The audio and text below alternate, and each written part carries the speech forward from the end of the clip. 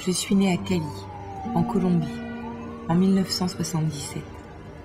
6 mois plus tard, je me suis envolée pour la Suisse avec mes parents adoptifs. Ils m'ont offert tout ce dont on peut rêver, tout ce qui m'aurait fait défaut si j'étais restée dans mon pays d'origine. Une chance, d'autant plus grande que je suis IMC, invalide moteur cérébral. Une chance, et pourtant, en grandissant, j'ai ressenti une sorte de malaise par rapport à cette situation. J'étais là, en Europe, jouissant de tout le confort matériel, des meilleurs soins et de tant d'amour. Mais un sentiment de culpabilité me travaillait. Pourquoi moi? Tant d'autres étaient restés et souffraient de ne pas avoir un minimum vital. D'année en année, je me suis sentie de moins en moins à l'aise avec les richesses dont je disposais. Jusque-là, je n'avais trouvé ni ma place, ni mes racines dans cette société.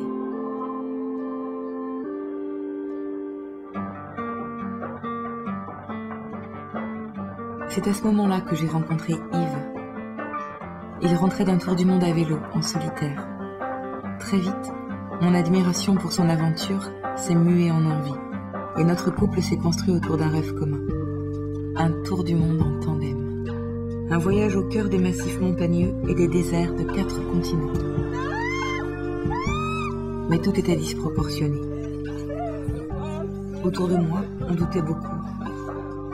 C'était trop long, trop dur, impossible au dire de tous. Moi, que tout le monde croyait fragile à cause de mon handicap.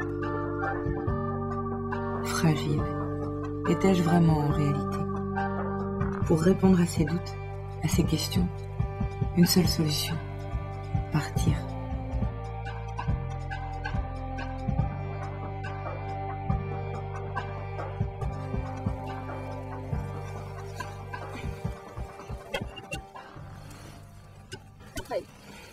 Tu me dis quand c'est bon? Oui. Alors attention, faut pas se lâcher. 3, 2, 1.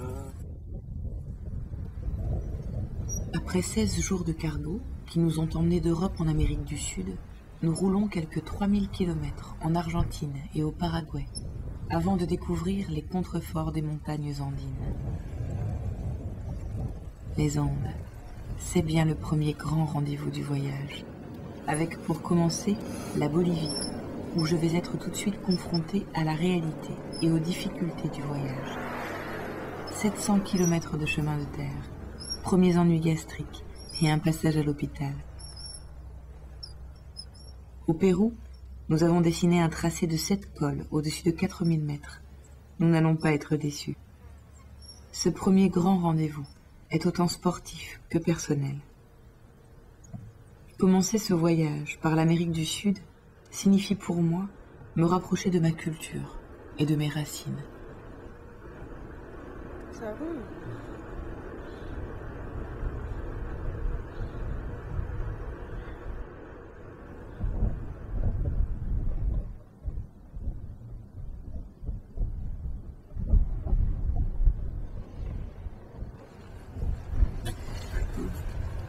Tu peux être fatigué. Le droit. Ouais. Le 1100, diagramme. 1150 mètres, ça suffit. Mais c'est pas le record. 700, ouais, 150. Ça suffit amplement. Oups. On est à combien là? On est... Moi, à l'Annecy, j'ai 3008. 6h22 de vélo. Là, il fait 7 degrés 7 et au total, 7673 km. Si on se lève trop tôt, On va geler. on va geler. On va geler 2 fois, en montant et en descendant. Enfin, en déjeunant et en descendant. Et s'il reste 7 km, Et s'il en reste plus, on sait rien. Il y en a 4. il ne va pas en rester 50. Donc on va se lever tranquille, avec le soleil, déjeuner, partir. Le voyage ne permet pas de faux semblants. Je suis partie avec de grandes ambitions. Je vais être forte, passer tous les obstacles et résister à toutes les difficultés. Mais très vite, le vélo m'impose ses propres règles. J'avais imaginé me battre contre l'environnement et les difficultés du voyage lui-même.